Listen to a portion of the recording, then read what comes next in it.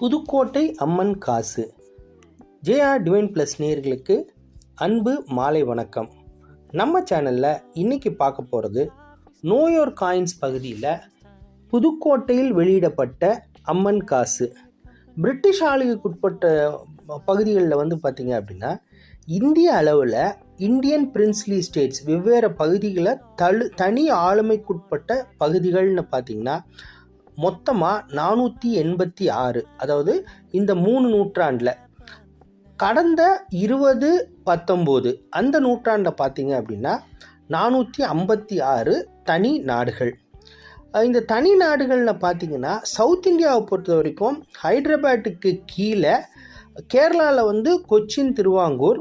தமிழ்நாட்டை பொறுத்த வரைக்கும் ஒரே ஒரு பிரின்ஸ்லி ஸ்டேட் தான், அது புதுக்கோட்டை. அதில் ஒரு நாணயம் வெளியிடுறாங்க. அது புதுக்கோட்டை அம்மன் காசுன்னு சொல்கிறாங்க, அல்லது அம்மன் சல்லின்னு சொல்லுவாங்க.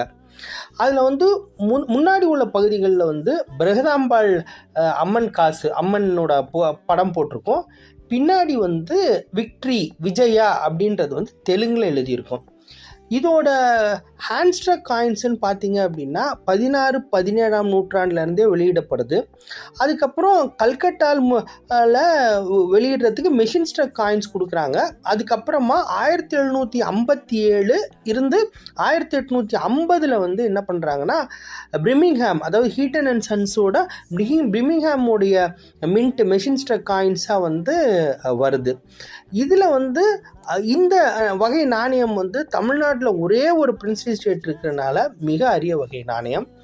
இது நம்மகிட்ட இருக்குது. இதோட ஸ்பெசிஃபிகேஷனோட பிக்சரோட ஒரு அட்டையில் A4 ஷீட்டில் டிஸ்பிளே ஷீட்டோட நம்ம இந்த நாணயத்தை விற்பனைக்கு வைக்கிறோம். இது தேவைப்படுறவங்க நம்ம தாராளமாக கமெண்ட் செக்ஷனில் பண்ணலாம். இந்த மாதிரி நாணயங்கள், அரிய வகை நாணயங்கள் உங்கள்கிட்ட இருந்தாலும் நம்ம வாங்க தயாராக இருக்கிறோம். இந்த காணொளி உங்களுக்கு பிடிச்சிருக்குன்னு நான் நம்புகிறேன். பிடிச்சிருந்துன்னா சொந்தம் மற்றும் நட்பு வட்டங்களுக்கு பகிருங்க. நம்ம சேனலை லைக் பண்ண சொல்லி, ஷேர் பண்ண சொல்லி, சப்ஸ்கிரைப் பண்ண சொல்லி வலியுறுத்துங்க. நன்றி, வணக்கம்.